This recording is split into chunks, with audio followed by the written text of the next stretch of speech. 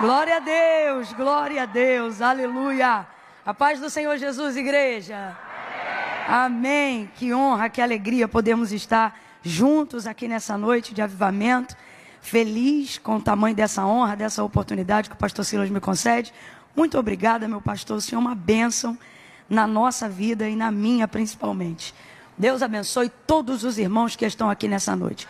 Quem está feliz de estar hoje aqui vai dizer assim: ainda bem que eu vim, Jesus. Coisa boa é estarmos aonde Deus está. E o Senhor está aqui. É de Deus isso aqui agora. Aleluia. Abra comigo a sua Bíblia, no livro do profeta Ezequiel, capítulo de número 37. Eu pedi ao Senhor uma direção para essa noite, e Ele me levou a esse texto. Eu sei que é uma passagem muito conhecida, mas eu também sei que a palavra do Senhor, ela é nova todas as vezes que ela é falada, porque ela é do Senhor e não é nossa. Viva e eficaz, mais penetrante do que qualquer espada de dois gumes, que penetra até a divisão da alma e do espírito, juntas e medula, e é apta para discernir os pensamentos e as intenções do coração. A palavra de Deus é poderosa. Quantos estão aqui por causa da palavra do Senhor? Glória a Deus, glória a Deus. Quando você estiver numa Assembleia de Deus e ouvir um crente dizendo glória a Deus, se você for pentecostal, saiba que você tem a obrigação de reagir dizendo aleluia. Viu? Quando você vê um crente dizendo glória a Deus, é quase que involuntário, você já reage dizendo aleluia. E se ele disser aleluia, é desse jeito que a gente faz. Quem achou, diga amém. Diz assim o texto: veio sobre mim a mão do Senhor, e Ele me levou no Espírito do Senhor, e me pôs no meio de um vale que estava cheio de ossos. Ele me fez andar em redor deles, e eu vi que eram muito numerosos sobre a face do vale, e que estavam sequíssimos. E Ele me perguntou: filho do homem, poderão viver esses ossos? E eu disse: Senhor Deus, Tu sabes. Então Ele me disse assim: profetiza sobre estes ossos e diga-lhes assim: ossos secos, ouçam a palavra do Senhor. Assim diz o Senhor Deus a estes ossos: farei entrar em vós o Espírito e vivereis. Farei entrar em vós o Espírito e vivereis. Farei entrar em vós o Espírito. Completa aí para mim, por favor, gente. Farei entrar em vós o e vivereis. Porei nervos sobre vós. Farei crescer carne sobre vós. Sobre vós estenderei pele e porei em vós o Espírito e vivereis. Então sabereis que eu sou o Senhor. Portanto, profetizei como se me deu ordem. Enquanto eu profetizava, houve um ruído, um barulho, e os ossos se ajuntaram, cada osso a seu osso. Olhei e vieram nervos sobre eles, cresceu a carne. Estendeu-se a pele sobre eles, mas não havia neles espírito. Vamos lá, mas não havia neles? Não havia neles. Então ele me disse assim: profetiza ao Espírito, profetiza, ó filho do homem, e dize ao Espírito: assim diz o Senhor Deus, vem dos quatro ventos, ó Espírito, e assopra sobre estes mortos para que vivam.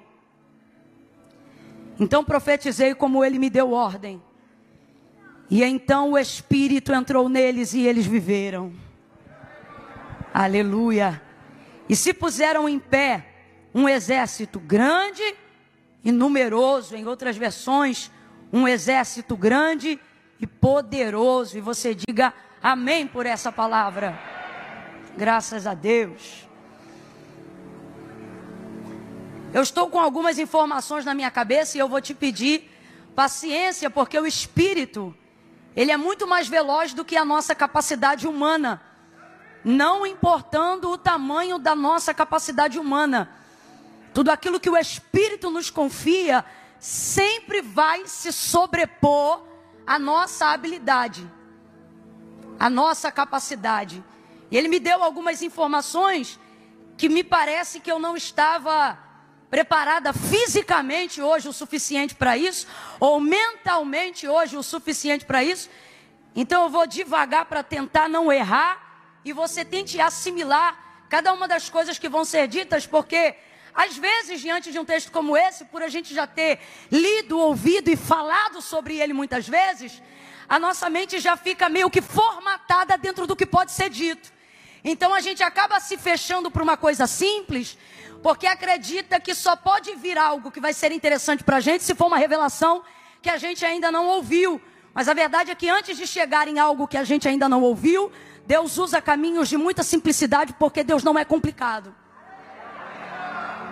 Então eu sei que muita gente conhece essa passagem, mas a primeira coisa que eu queria refrescar a sua memória e te lembrar é que isto aqui é uma visão. Eu disse que isto aqui é uma visão. Isto é uma visão, uma grande visão, uma visão profética, uma visão que aponta para o estado atual de Israel na condição de cativeiro, e que aponta também para um futuro de esperança dentro daquilo que Deus ainda fará dentro daquela situação de cativeiro.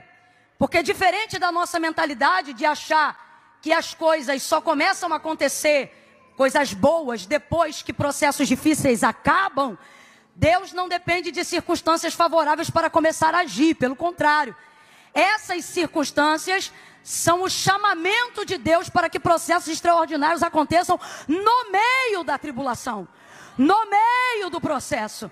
Tanto é que os maiores testemunhos que você tem para contar não são de momentos da sua vida onde você não tinha mais luta, mas foram em momentos onde a prova mais ardia que você viveu os maiores testemunhos que sua vida e seu ministério carregam. Porque essa é uma das características da ação de Deus. Ele não depende de nada melhorar ou de nada que é ruim agora passar para que coisas boas comecem a acontecer no meio do processo. Se eu fosse você, eu já estava glorificando, porque você está aqui talvez orando hoje no Aviva e dizendo: Deus, faz essa prova passar. E o Senhor está dizendo: se passar, acaba tudo, mas se eu passar contigo nela, essa prova vai ser o maior testemunho da tua história para esse ano.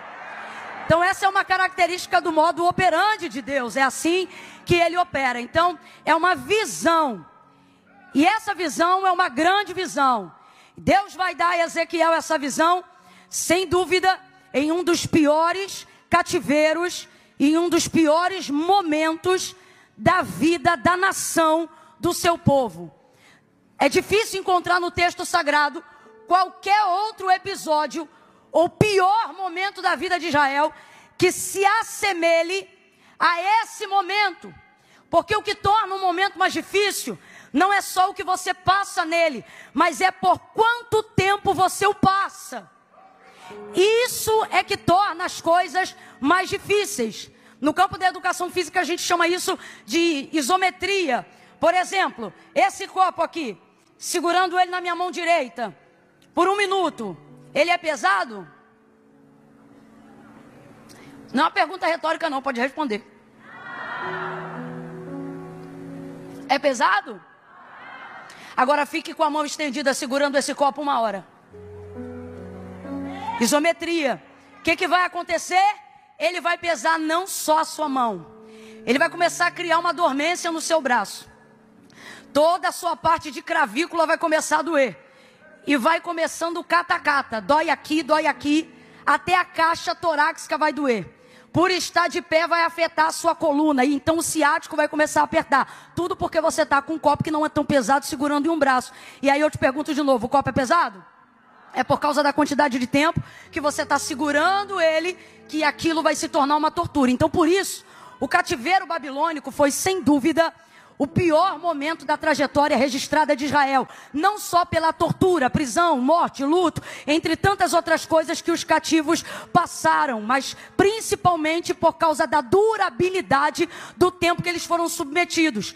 E o tempo tem um poder na nossa vida que poucas coisas imprimem sobre nós tanto poder quanto o tempo. O tempo ele faz uma pessoa esperançosa se tornar amarga dependendo do tempo. Salomão ele vai dizer que a esperança que se adia, ou seja, que passa muito tempo para realizar, ela faz adoecer o coração.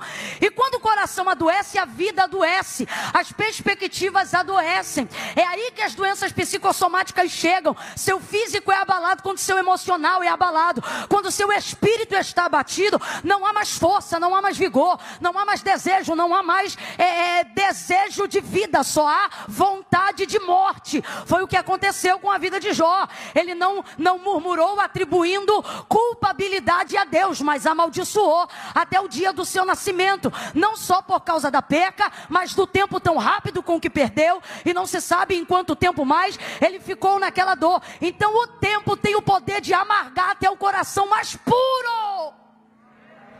E é Deus que usa o tempo para isso. Quando o Senhor tira o povo do Egito e vai trafegar com este povo para entrar em Canaã, Deuteronômio capítulo 5, ele vai dizer: eu te coloquei nesse deserto para te humilhar, para saber o que se passava no teu coração. E o que foi que Deus usou para que Israel pudesse manifestar aquilo que estava no coração? Deus não usou propriamente o maná ou a água que saiu da rocha. Tudo isso revelava a Deus no processo. O que Deus usou para que os corações se manifestassem foi o tempo. O tempo. O sábio vai dizer que não é do mais veloz a corrida, nem do mais forte o dia da vitória ou da batalha, mas ele diz que todos, ou seja, o forte e o fraco, o rico e o pobre, estão submetidos ao mesmo fator que tortura, trabalha, treina, humilha ou exalta a todos, dependendo de como eles se comportam e do que ele está falando. Ele diz: tudo está subordinado e submetido ao tempo e à ocasião, ou seja, ao que acontece dentro daquele tempo. O tempo não respeita autarquia. Tempo não respeita carteira de membro. Tempo não respeita absolutamente nenhuma das coisas que a gente poderia utilizar para tentar ganhar tempo. Tempo não respeita. Então esse cativeiro, ele humilhou muita gente. Ele embaçou a vida de muita gente.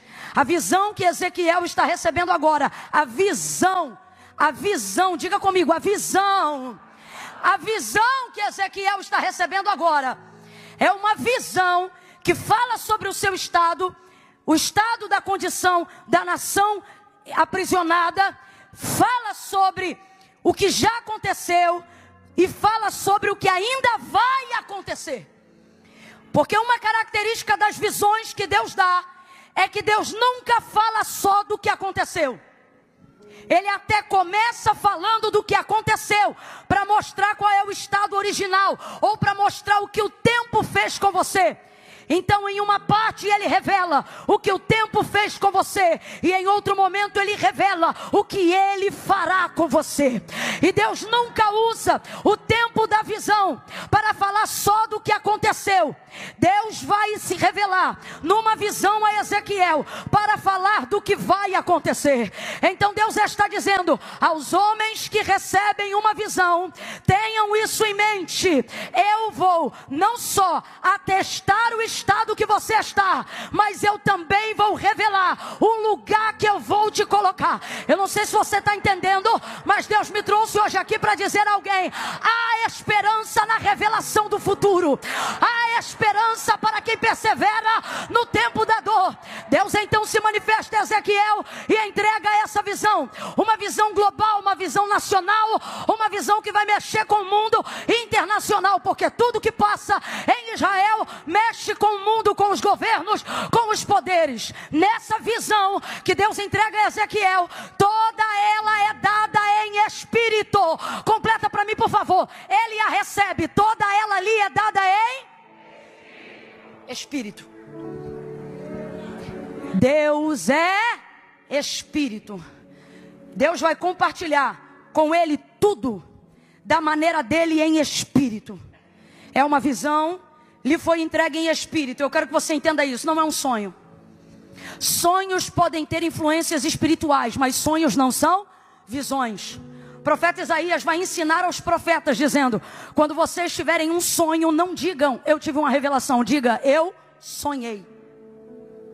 Tudo separado no seu devido lugar. A mulher de Pilatos, por exemplo, estava sob forte influência numa atmosfera espiritual daquilo que estava para acontecer com Jesus. Mas o Senhor não lhe entregou uma visão. Contudo, por causa da influência espiritual da crucificação de Cristo e por ele ser mantido por Pilatos, que era marido dela, a casa dela se conectou a uma atmosfera espiritual e ela teve um sonho, ao ponto que lhe perturbou a alma e lhe tirou a paz. Ela procura o marido dela e ela diz: não entres na questão deste justo, porque nessa noite eu muito padeci num sonho por causa dele. O texto não revela o que ela sonhou, mas o texto deixa claro uma revelação que era verdadeira. Enquanto o homem Cristo estava sendo acusado por crimes que nunca cometeu, mesmo sem ela ter relacionamento com ele, por divina revelação que estava sob influência de um sonho, ela vai dizer e afirmar que ele era justo.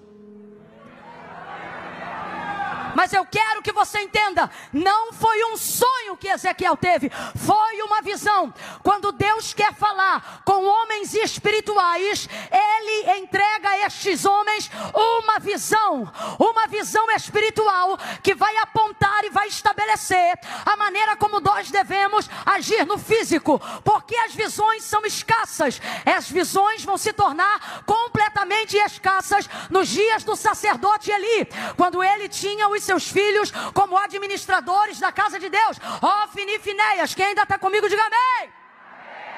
Naqueles dias o texto diz que as visões eram raras e as palavras de Deus eram escassas. O que o texto está dizendo? Que Deus não se revelava por intermédio de comunicação clara, seja verbal ou visual, diante do seu povo. E por que Deus não se comunicava de maneira clara, audível ou visual diante do seu povo? Porque os filhos de Eli, Ofni e Finéias eram dois prostitutos que prostituíam absolutamente tudo que deveria ser sagrado e santificado, até que depois que Ana entrega o seu filho para ser criado na casa de Deus, Deus vê ali pureza, Deus vê ali integridade, Deus vê ali santidade, Deus vê ali espiritualidade. Então as visões voltam nos dias de Samuel, a clareza volta nos dias de Samuel, a revelação volta nos dias de Samuel. Ele é um menino, mas Deus não confere visões por idade. Deus entrega visões por níveis de espiritualidade. Ele é um menino, mas é espiritual. Ele é um menino, mas é crente.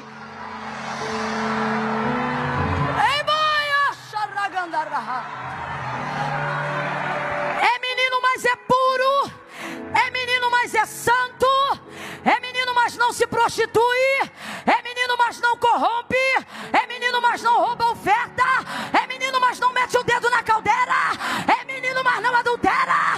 É menino, mas não vacila. É menino e é santo. É menino e é puro. É menino e é íntegro. Deus vê lugar para revelação clara, para a visão que aponta para destino. Deus vê lugar para a plataforma segura, aonde Ele vê alguém com capacidade de manifestar entendimento espiritual. Agora, você vai ver que Samuel ainda não é nenhum teólogo formado. Na verdade, ele entende bem pouco dessas manifestações. Tanto é que por 3 vezes, quando a voz de Deus se manifesta, ele só entende que é Deus falando com ele na terceira. E porque Eli, que já um dia foi experimentado em visões e revelações, vai dizer para ele: quando você ouvir essa voz te chamando de novo, não vem aqui no meu quarto, diga para ela: fala que o teu servo... Tendo dito essas palavras, seguindo a orientação de quem sabe, mas não vive... Porque Jesus dizia acerca dos fariseus, e aí eu não me refiro a Eli, mas refiro-me a quem é muito bom de pregar sobre vida espiritual. a quem é muito bom de ensinar sobre o que a Bíblia diz. E acerca dos fariseus, Jesus dizia: quem fizer o que eles mandam vai ver Deus. Jesus disse isso. Quem ouvir as palavras deles verá a Deus. O que ele está dizendo?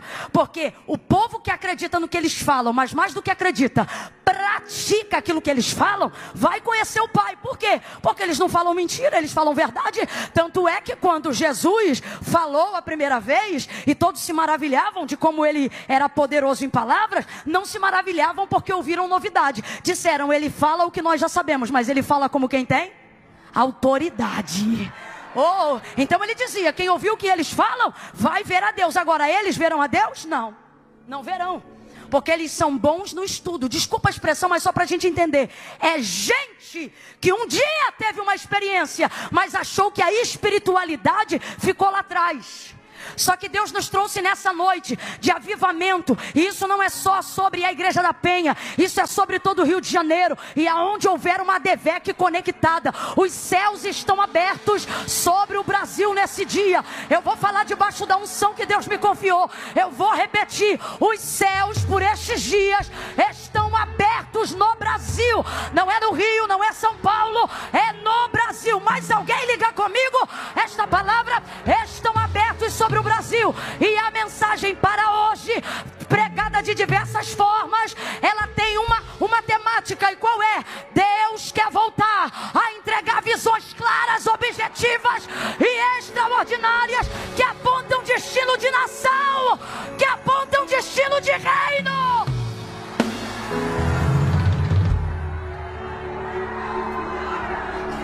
Grite comigo: uma visão.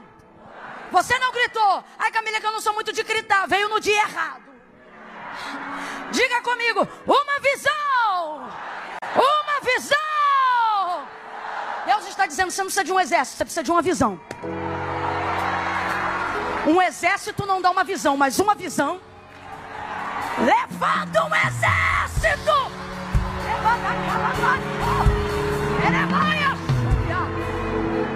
Agora, de onde vêm as visões que apontam destino? De onde vêm as visões que mudam reinos? De onde vêm as visões que determinam quem desce que sobe?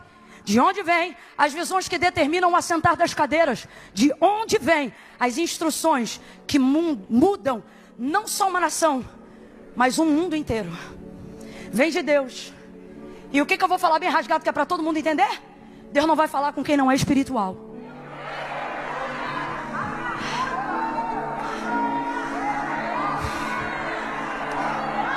Deus nos guarde nessa noite e para sempre. Eu vou repetir isso. Deus nos guarde nessa noite e para sempre da desgraça de viver do seu nome e não conhecer mais a autoridade da sua presença, não conhecer mais o poder, a soberania, a grandeza do Deus que revela a influência espiritual sobre questões físicas, cotidianas e corriqueiras. Eu vou falar como Deus está mandando.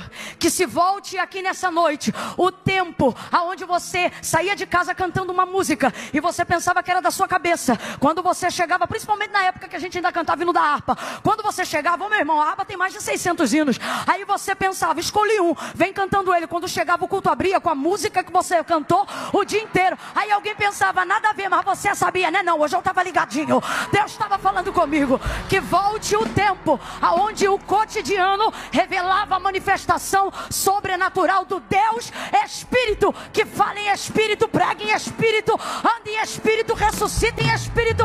Ele cura cancerosos no Espírito e isso se revela no corpo. Ele visita os aidéticos no sangue e isso se revela na saúde. A obra é espiritual e quem for espiritual vai receber visão, poder, destino e dignificado. Que riam dos espirituais.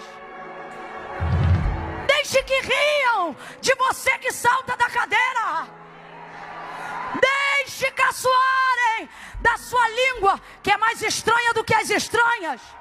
Porque enquanto ele fala a mesma língua do dia que ele foi batizado, você já foi renovado para mais de 100 vezes desde que recebeu o batismo. Deixe.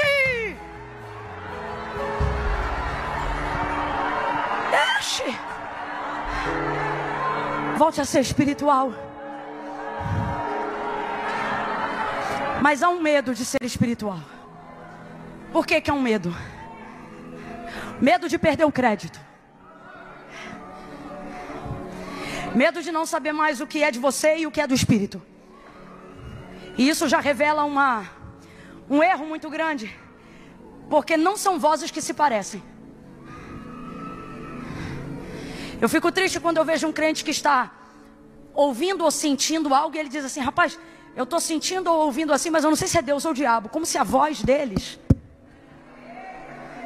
Eu fico triste com o tamanho nível de falta de discernimento. E aonde se revela isso? Irmãos, vida espiritual se conquista com devoção, ok? E devoção não se conquista com sentimento, se conquista com disciplina. Eu vou falar de novo. Vida espiritual se conquista com devoção. O que é devoção? Você ser devocional. Em que lugar o Deus sagrado é adorado na sua casa? De que maneira? Quantos minutos por dia? Quantas horas você dedica para Ele? O Deus que se revela pela sua palavra, tal palavra, você só abre ela quando está no culto ou ela tem lugar de fala na sua casa sem culto? É sobre isso que eu estou falando, devoção. Abra comigo a sua boca e diga devoção. Diga devoção. Devoção te dá passe para a vida espiritual, ok? Só que devoção não vem com efusão. Devoção vem com disciplina. Não é sentir para orar, é orar até sentir. Disciplina. Disciplina. E dentro de uma vida devocional, toda a capacidade de discernimento para você saber o que é de Deus e o que não é vem. E por que que vem? Porque você começa a desenvolver com Deus experiência, convivência, contato. Abra a boca e diga relacionamento. O problema é que somos bons de buscar a Deus em momentos de socorro. Então só sabemos que é Deus quando Ele age em situações impossíveis. E por que você só conhece Deus quando Ele se revela com milagre? Porque você só busca Ele no socorro e não desenvolve com Ele relacionamento. Porque não tem vida devocional. Vou falar rasgado que é para todo mundo entender. A gente é bom de campanha. A gente é bom de propósito. Agora, pegamos as disciplinas espirituais e começamos a fatiá-las para momentos de angústia. Quando, na verdade, as disciplinas espirituais não deveriam estar estabelecidas ou fracionadas de tempo em tempo. Mas por que que elas estão? Porque a vida material, a vida escolar, a vida na faculdade, a vida no trabalho, o CPF, o CNPJ e tudo que envolve a nossa vida ganhou maior relevância do que outrora, quando não tínhamos tantas opções e a nossa prioridade era a vida espiritual. Porque o crente que não tinha nada, ele não precisava escolher, porque ele só tinha Deus. Ele comia do que vinha da mão de Deus, ele passava pela porta que Deus abria. Ele não tinha dinheiro para comprar remédio, então ele tinha que orar para ser curado. Hoje não, hoje tu compra o remédio e toma. Aí se nada funcionar, tu vai para o hospital. Se o médico desenganar, aí você diz: Senhor, meu Deus e meu Pai, eu estou aqui na tua presença e o Senhor já viu que eu tentei de tudo. Deus está dizendo, realmente. Vou falar a verdade, irmão, jogar limpo hoje, que eu não sei falar mentira.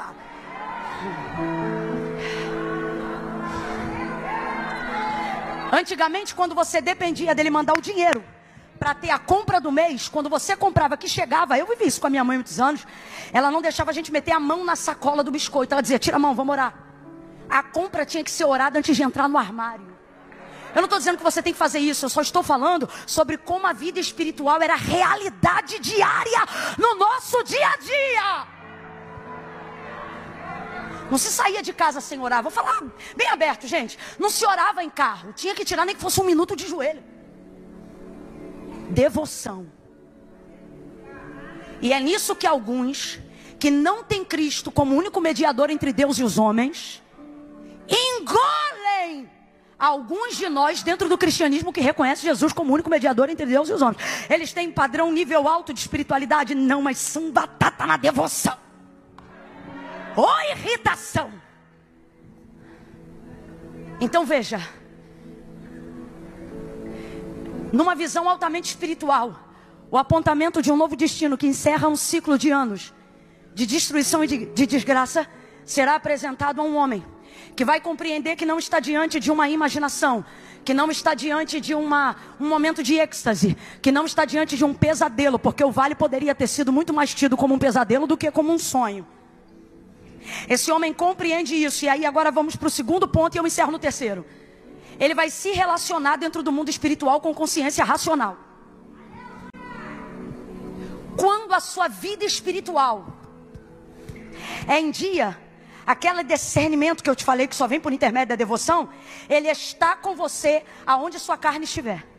Aonde a sua alma estiver, se você tiver vida espiritual com Deus, seu espírito dominará sobre a sua alma em qualquer região, em qualquer esfera.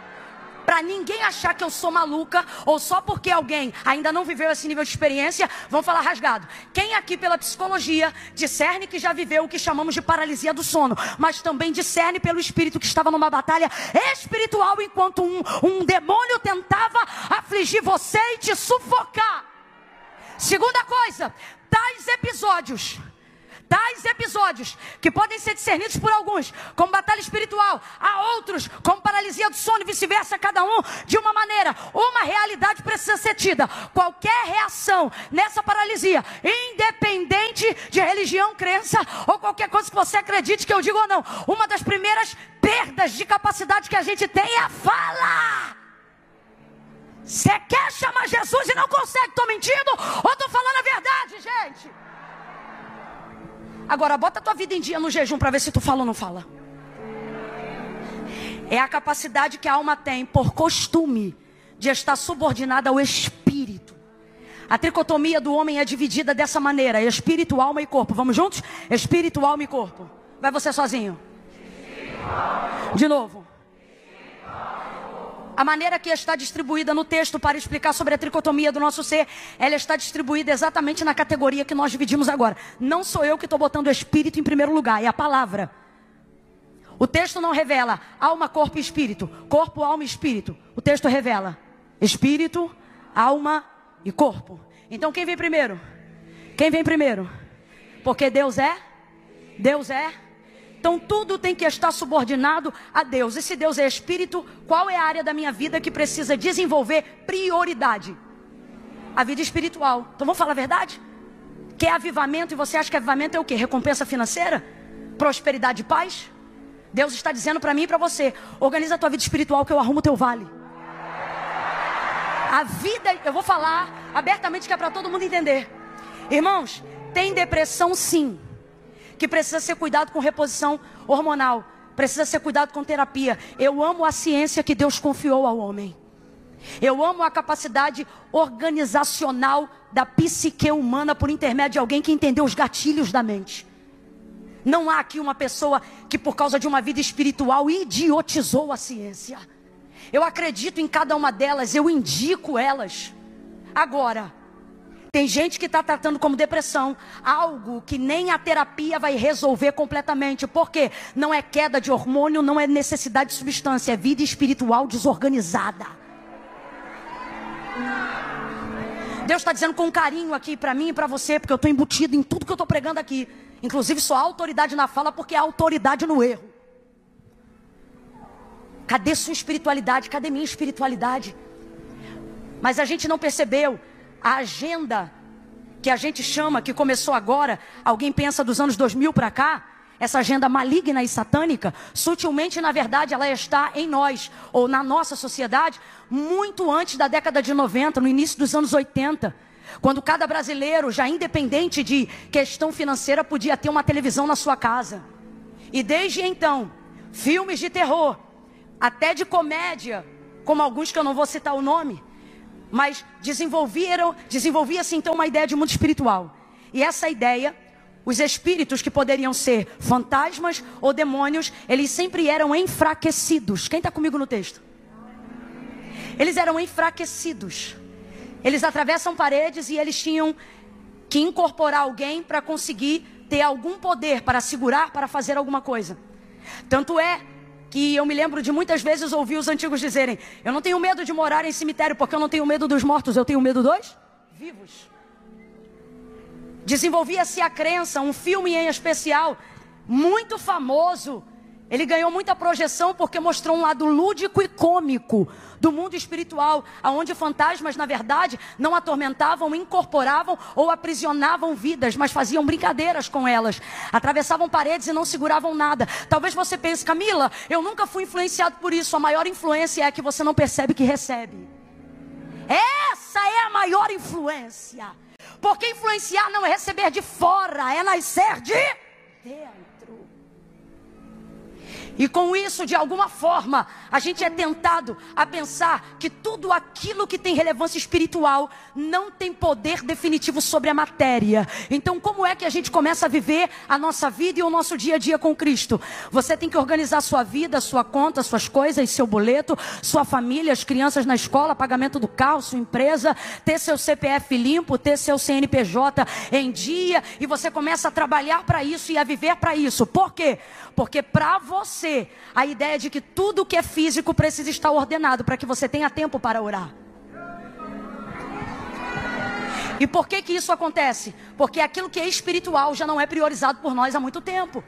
Então, se eu tiver tempo, eu oro. Se eu tiver necessidade, eu jejuo. Se o diabo perturbar a minha casa, eu me posiciono. Então, vamos falar a verdade, gente. A verdade é que a vida está desorganizada porque a vida espiritual não é mais prioridade na vida do crente. Quem tem disponibilidade para estar no culto mais de uma vez na semana, mas só quer estar uma vez na semana porque protocolou o seu cristianismo de adoração em um dia no culto, não teria precisado nem de Cristo. Você podia continuar na cultura do Antigo Testamento, indo para Jerusalém só 2 vezes no ano. Então quer dizer que Cristo veio para caber em um dia da semana? Segundo ponto, se a sua vida espiritual só é revelada e só se manifesta quando você está no culto, você está perdido. Eu estou perdida. A figura de Cristo está sendo desdenhada nos nossos dias. Então há uma incoerência gigantesca. E eu glorifico a Deus porque a disciplina do Senhor é para aqueles que Ele ama. Então eu vejo o seu amor revelado no confronto da palavra nesta noite. E o que Deus está dizendo para mim e para você é: reveja essa incoerência. Porque ou você acredita que a vida espiritual ela deve ter a primazia da sua vida, e assim você para de reclamar de tudo que você não tem, de tudo que você não vive, de tudo que você não conquista. Por quê? Ora, porque a vida espiritual é uma desordem, ela nem é uma realidade, ela é uma filosofia cultural. Você admite que a prioridade deveria ser sua vida espiritual, mas não ora. Admite que a minha prioridade deveria ser o jejum, mas não jejua. Admite que você deveria se posicionar num lugar onde a devoção está acima do teu horário, acima da tua escola, acima da renda da tua empresa, acima da tua faculdade, acima das tuas alianças, acima da tua amizade, acima dos teus amores, acima dos teus sonhos. Mas você não honra isso. E depois você vem para cá fazer campanha, não para buscar Deus, mas porque reclama da vida que tem. Como nós temos coragem de reclamar da vida que temos, se a incoerência está nos esbofeteando? Agora, por que acredito que essa palavra é de confronto para a transformação? Porque acreditamos que tudo que vemos, temos e vivemos vem de Deus. Se não temos sido bons administradores depois de termos recebido mais do que éramos capazes de manter, então nós vamos pedir perdão a Deus hoje. E nós vamos fazermos com Deus um concerto.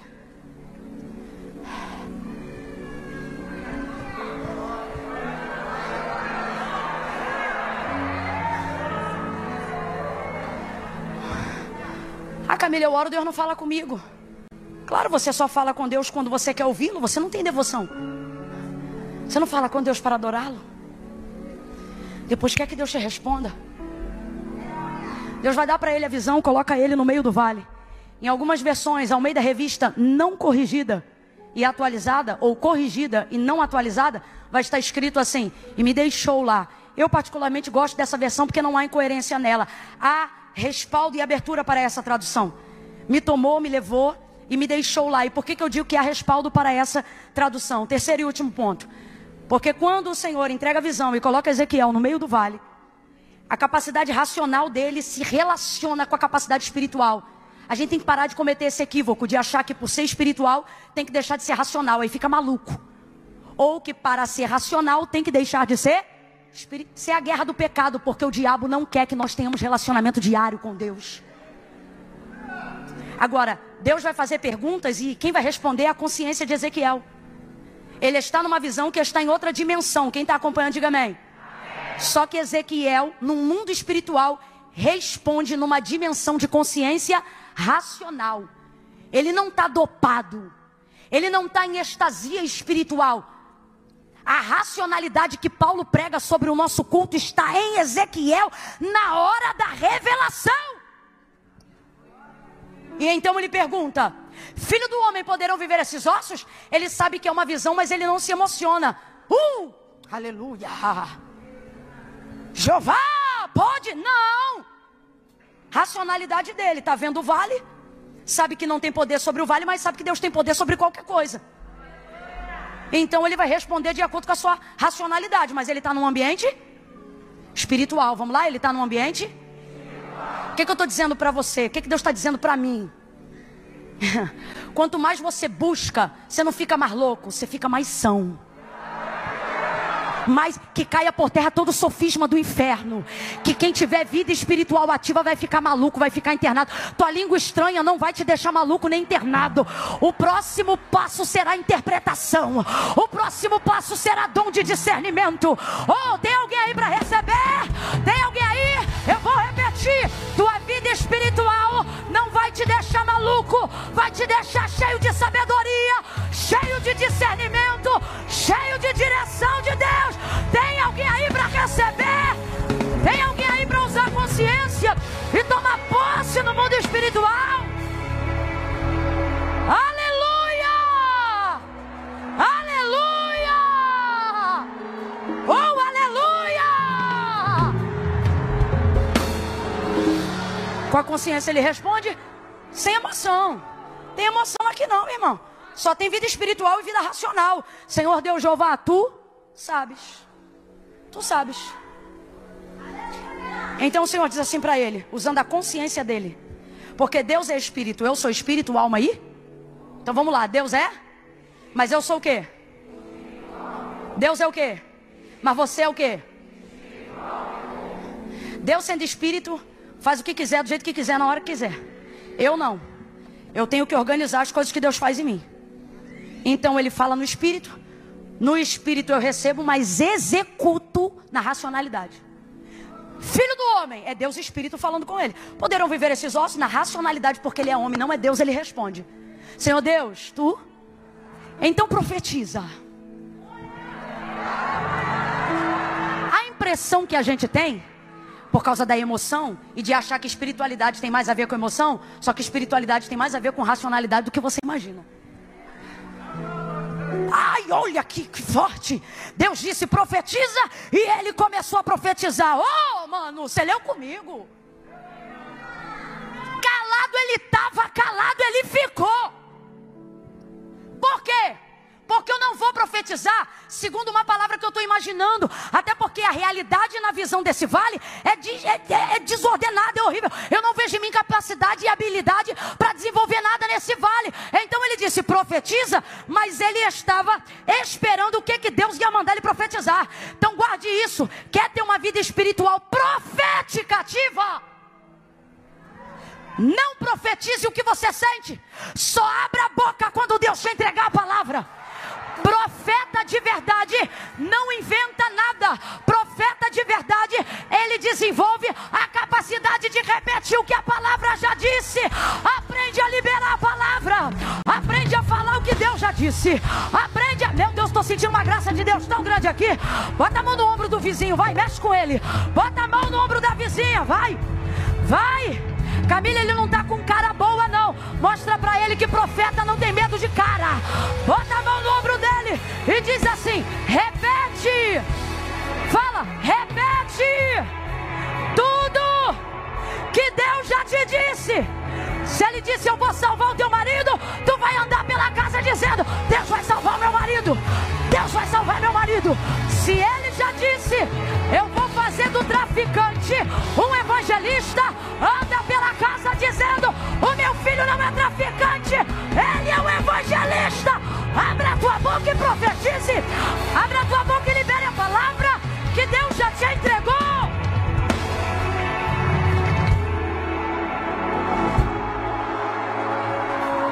Língua estranha não é profecia. Movimento espiritual não desenvolve poder de transformação. A única coisa que transforma é a palavra. Tanto é que mover não traz palavra, mas palavra traz mover.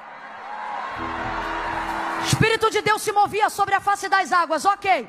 E enquanto ele se movia, Gênesis 1, o que ele criava? Nada. O Espírito de Deus se movia sobre a face das águas. E enquanto ele se movia, houve luz? Sol? Lua? Terra? Versículo 2. Então Deus disse. Grita para alguém e diz, palavra. Palavra. Se tiver palavra, vai ter exército no vale. Se tiver palavra, vai ter destino. Se tiver coragem de repetir o que Deus falou, Deus está dizendo, a coragem é do profeta, mas a palavra é minha, e eu velo para cumprir a minha palavra. Então nessa noite, Deus não está perguntando para mim se eu tenho palavra, Ele está perguntando para mim se eu tenho coragem. Ele não está perguntando para você se você tem palavra, porque a palavra não é tua, a palavra é. Ele quer saber se você tem coragem. Coragem de quê? De botar na tua boca o que o teu ouvido ouviu. Vamos falar a verdade? Ninguém aqui tem dificuldade de crer que Deus faz. O problema é repetir o que ele falou. Quem é Ezequiel? Por que ele é profeta? Porque ele fala em línguas? Não, o batismo nem desceu ainda. Ele só fala hebraico mesmo e mais nada. Talvez o idioma dos caldeus, enfim. Por que você não tem coragem de profetizar? Porque você quer ter certeza se Deus já falou. E Deus está dizendo, está na hora de você aprender a discernir minha voz. Eu não falo na tua língua, eu falo no teu ouvido. Tua língua é que tem que ser obediente e corajosa para repetir o que eu falei. Ele não profetiza e Deus começa a falar, porque Deus ensina para ele o que ele tem que profetizar, falar. Então primeiro ele ouve, depois ele... Ô gente, isso é milenar. Para falar primeiro tem que... Então primeiro ele ouve, depois ele... Depois que ele ouve, ele tem capacidade de reproduzir com fidelidade o que Deus falou, mesmo sendo totalmente contrário à realidade. Vou falar do jeito que Deus está mandando. O problema não é que você não tem unção, o problema é que você não tem coragem.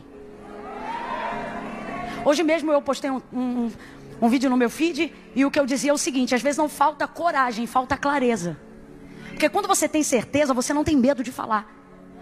Mas por que não está tendo certeza? Porque não tem o raio da vida espiritual ativa.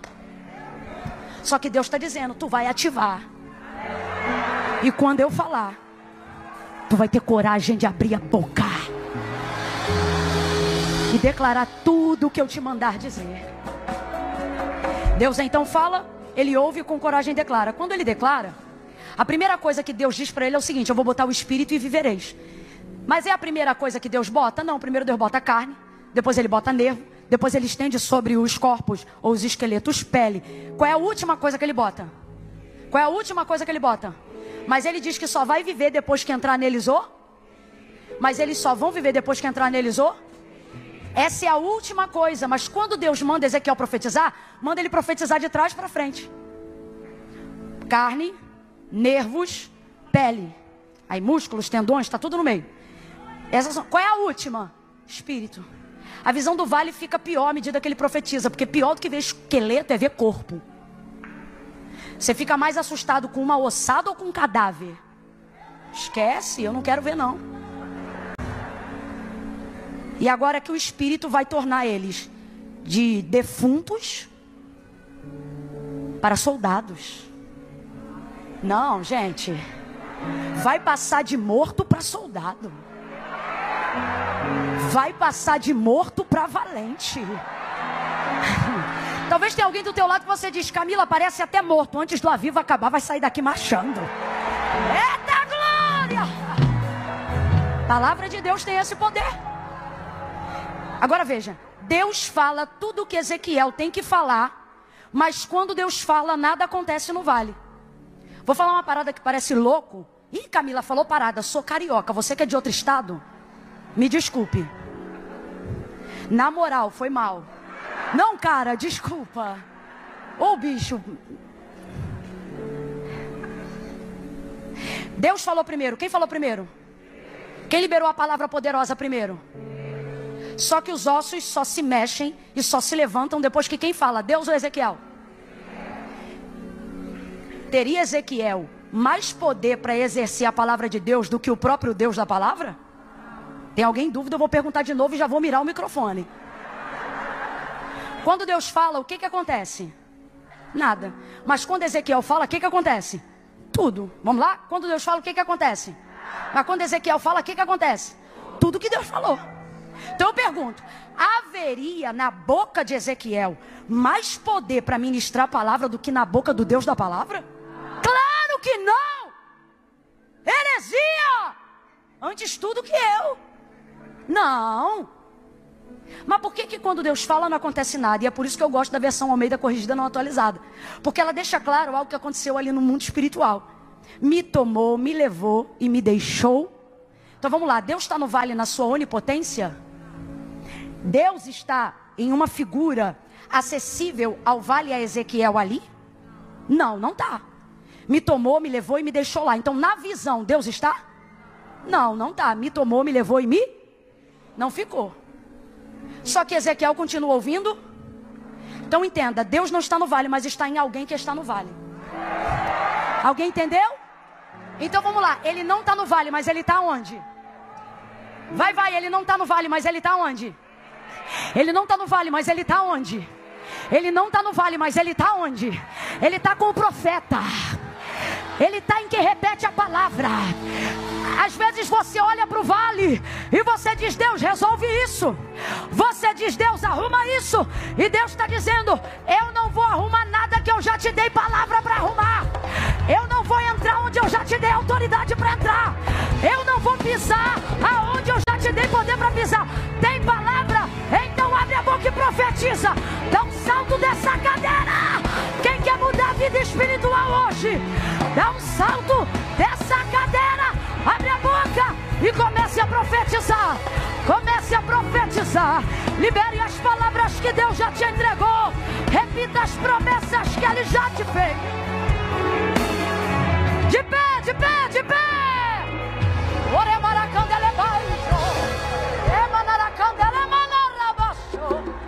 Vento dos quatro cantos, ou sopro dos quatro ventos, sopra, sopra, sopra, sopra, sopra, sopra na Devec, na Penha nessa noite, vento do Espírito.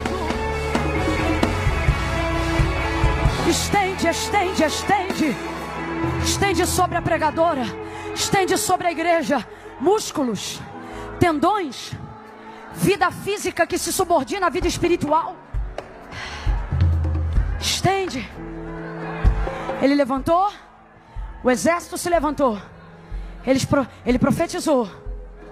E aonde só havia corpo, aonde só havia cadáver, você conhece. Levantou-se de cadáver a soldado. Antes do ano de 2024 terminar, alguém vai perguntar: o que aconteceu com aquela depressão? Você vai dizer: rapaz, eu fui de cadáver a soldado em um mês. E qual foi o remédio que você tomou? Você vai dizer: eu administrei o Rivotril, continuei a terapia, mas todo dia eu dobrava o joelho e profetizava o que ele já havia me dito. Isso me tirou do vale. Levante uma das suas mãos aos céus.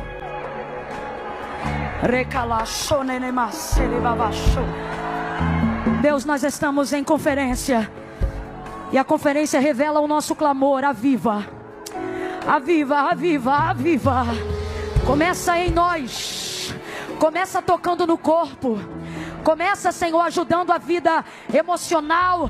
Começa organizando as prateleiras do pensamento. Começa ajudando a quem já está buscando recurso humano. Começa a organizar os nervos, os tendões. Repreende o espírito da enfermidade. Repreende as doenças psicossomáticas. Senhor, nós te apresentamos agora ansiedade, crise de ansiedade, síndrome do pânico, síndrome do pensamento acelerado, crise financeira. Deus, eu te apresento tudo aquilo que tipifica o vale, aquilo que nos desorienta, aquilo que nos assusta.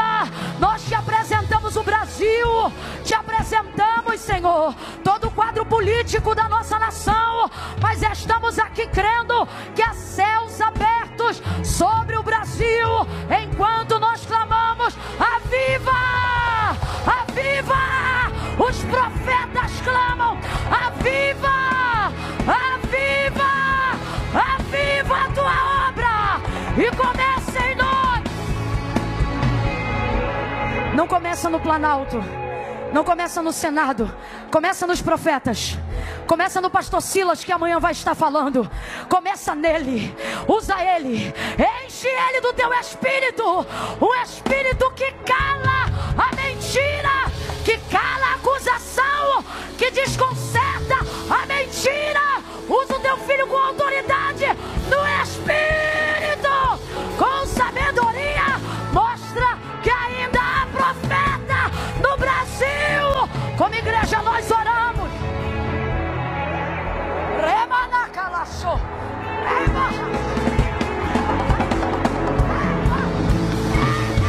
Em nome de Jesus.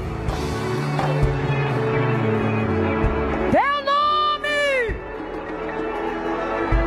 Como Ezequiel falava em teu nome, nos dá poder, virtude, vida espiritual, saúde emocional subordinada aos princípios da tua palavra, para que tenhamos autoridade para usar o poder da tua palavra. Essa é a nossa oração, em nome de Jesus. Vou te dar 1 minuto para você fazer um concerto com Deus agora. Que concerto, Camila? É com crente mesmo que eu estou falando. Fala para Deus, se você tem sido negligente, fala para Deus: Senhor, é verdade, isso tudo aí é verdade. Eu mudei muito, eu negligenciei muito. Mas nessa noite, eu quero me consertar contigo. E não vou me consertar amanhã não, eu quero começar a me consertar agora. Voltar a orar de madrugada. Voltar a orar antes de botar o garfo na boca. Voltar a dobrar o joelho antes de sair de casa. Eu quero voltar. Eu quero voltar. Deus está dizendo aqui para nós: se você voltar, eu volto. Se você voltar, as visões voltam. Se você voltar, a clareza volta. Se você voltar, mortos virarão soldados. Volta, volta, volta, volta. Em nome de Jesus. Posso ouvir um amém? Posso